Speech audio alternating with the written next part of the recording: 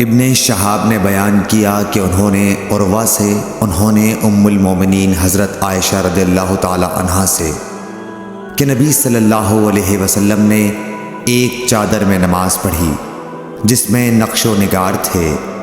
آپ صلی اللہ علیہ وسلم نے انہیں ایک مرتبہ دیکھا، پھر جب نماز سے فارغ ہوئے تو فرمایا کہ میری یہ چادر ابو جہم عامر بن حذیفہ کے پاس لے جاؤ اور ان کی انجانیاں والی چادر لے آؤ، کیونکہ اس چادر نے ابھی نماز سے مجھ کو غافل کر دیا۔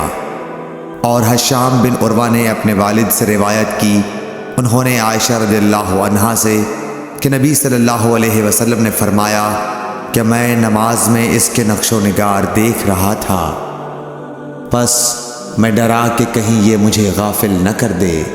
صحیح بخاری حدیث نمبر 373۔ ابو جحیفہ وہب بن عبداللہ سے روایت ہے کہ میں نے رسول اللہ صلی اللہ علیہ وسلم کو ایک سرخ چمڑے کے خیمے میں دیکھا، اور میں نے یہ بھی دیکھا کہ بلال رضی اللہ تعالی عنہ حضور صلی اللہ علیہ وسلم کو وضو کرا رہے ہیں، اور ہر شخص آپ کے وضو کا پانی حاصل کرنے کے لیے ایک دوسرے سے آگے بڑھنے کی کوشش کر رہا ہے۔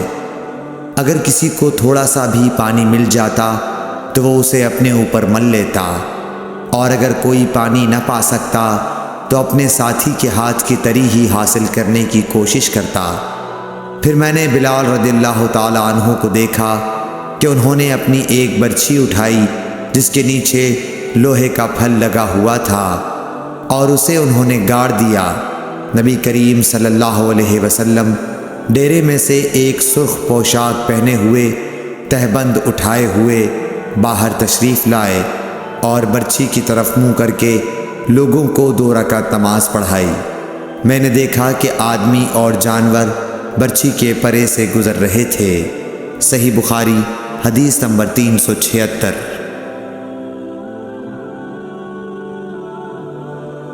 لوگوں نے سہل بن سعد سعدی سے پوچھا کہ منبر نبوی کس چیز کا تھا؟ آپ نے فرمایا کہ اب دنیا اسلام میں اس کے متعلق مجھ سے زیادہ جاننے والا کوئی باقی نہیں رہا۔ منبر غابہ کے چھاؤ سے بنا تھا، فلاں عورت کے غلام فلاں نے اسے رسول اللہ صلی اللہ علیہ وسلم کے لیے بنایا تھا۔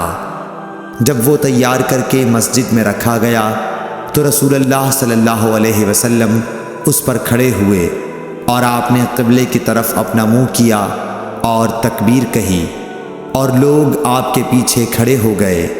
پھر آپ نے قرآن مجید کی آیتیں پڑھیں اور رکوع کیا۔ آپ کے پیچھے تمام لوگ بھی رکوع میں چلے گئے۔ پھر آپ نے اپنا سر اٹھایا، پھر اسی حالت میں آپ الٹے پاؤں پیچھے ہٹے، پھر زمین پر سجدہ کیا، پھر منبر پر دوبارہ تشریف لائے اور قرأت کی، پھر رکوع کیا، پھر رکوع سے سر اٹھایا اور قبلے ہی کی طرف رخ کیے ہوئے پیچھے لوٹے اور زمین پر سجدہ کیا۔ یہ ہے منبر کا قصہ۔ امام ابو عبداللہ بخاری نے کہا کہ علی بن عبداللہ مدینی نے کہا کہ مجھ سے امام احمد بن حنبل نے اس حدیث کو پوچھا۔ علی نے کہا کہ میرا مقصد یہ ہے کہ نبی کریم صلی اللہ علیہ وسلم نماز میں لوگوں سے اونچے مقام پر کھڑے ہوئے تھے، اس لیے اس میں کوئی حرج نہ ہونا چاہیے کہ امام مقتدیوں سے اونچی جگہ پر کھڑا ہو۔